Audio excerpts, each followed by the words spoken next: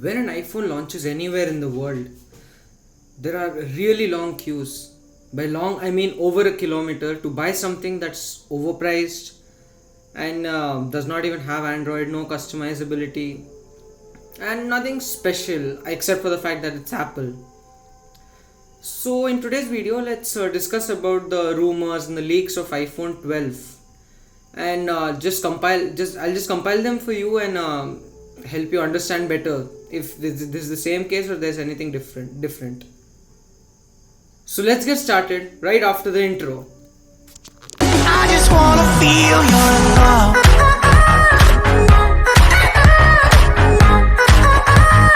I just wanna feel your love. I've actually made some notes to help myself because frankly speaking we have a lot of data.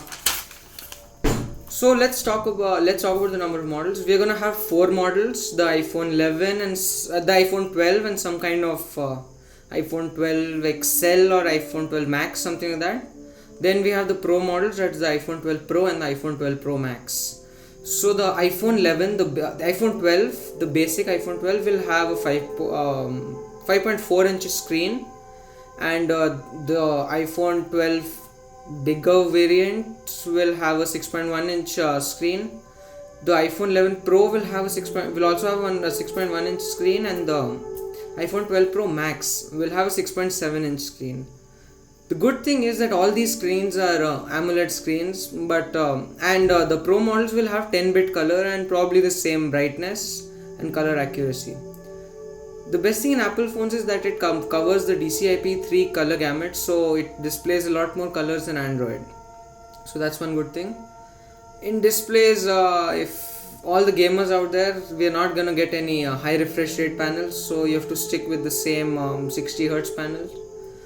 But Apple gives a good touch response rate, so of around 240 Hz, so it's smoother than 60 Hz normally. But in the next year models, we'll have 120 Hz, I guess. Okay, display is done. And the display, one more thing is that the 12 Pro and 12 Pro Max are gonna have smaller notches finally, but it should not exist only, but it's still there. It's okay, take your time. But the bezels are gonna be narrowed, but that's only for the Pro models. The regular iPhone 12s will have the exact same notch and everything as the iPhone 10, 10s and the 11. So not a very big change.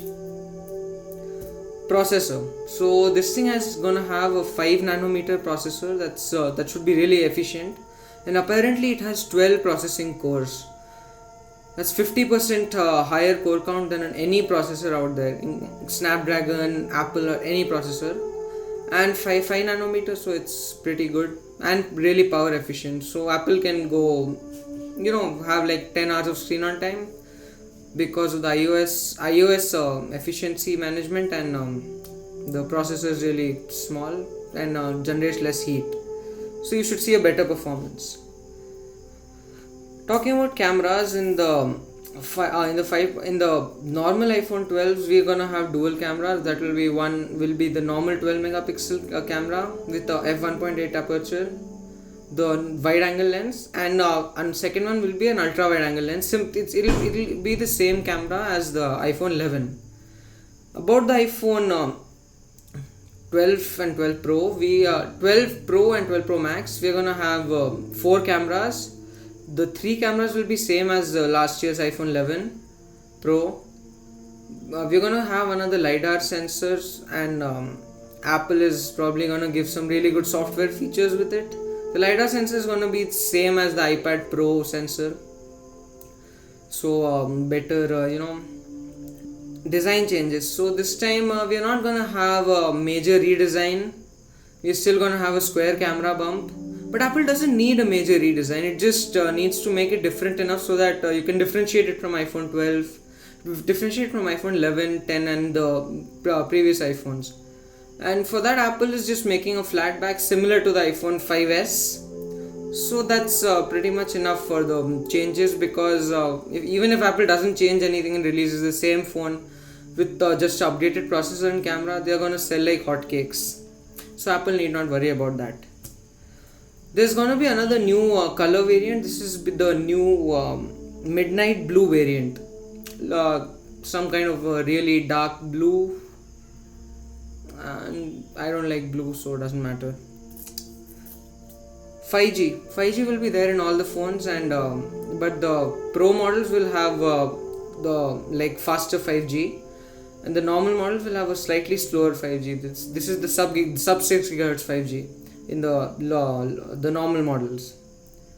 Pricing, this is where it gets really interesting. The base iPhone 12 is rumored to start at $650, which is cheaper than the base price of iPhone 11, which itself was cheaper than the base price of iPhone 10R. So looks like Apple is heading into a good direction. So that's all I know about the iPhone 12 family. So if you like this video, hit that like button. If you didn't like it, you can dislike it. In any case, just subscribe to my channel. It really helps me. Bye bye.